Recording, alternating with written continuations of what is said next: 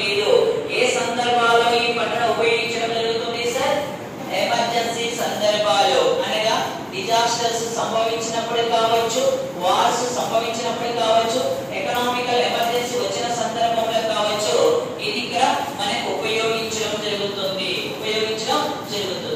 అయితే ఇక్కడ కావాల్సిన క్వశ్చన్ అంటే అకంతుక నిధిలో వాడుకున్నటువంటి యొక్క సంపదను నిధులను తిరిగి మళ్ళీ ఏమైనా యాడ్ చేయవలసి ఉంటుందా? ఎన్ని రూపాయలు వాడుకున్నామో అన్ని రూపాయలు తిరిగి మళ్ళీ ఇక్కడ రీప్లేస్మెంట్ చేయవలసి వస్తుంది. ఎందుకు రీప్లేస్మెంట్ చేయవలసి వస్తుంది?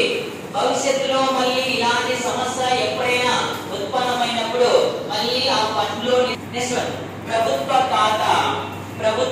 ఖాతా మళ్ళీ ఈ ప్రభుత్వ ఖాతా పబ్లిక్ అకౌంట్ తీసుకోవచ్చు.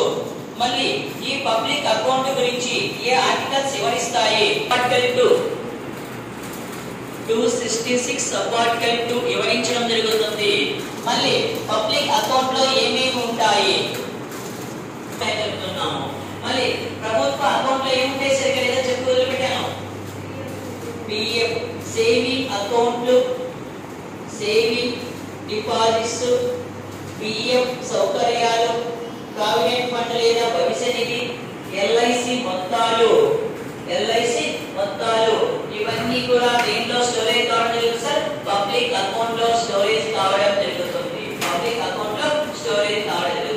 అయితే పబ్లిక్ అకౌంట్ లో ఉన్న ఫండ్ను వాడుకోవాలంటే ప్రభుత్వానికి రాష్ట్రపతి అనుమతి అవసరమా లేకుంటే పార్లమెంట్ అనుమతి అవసరమా?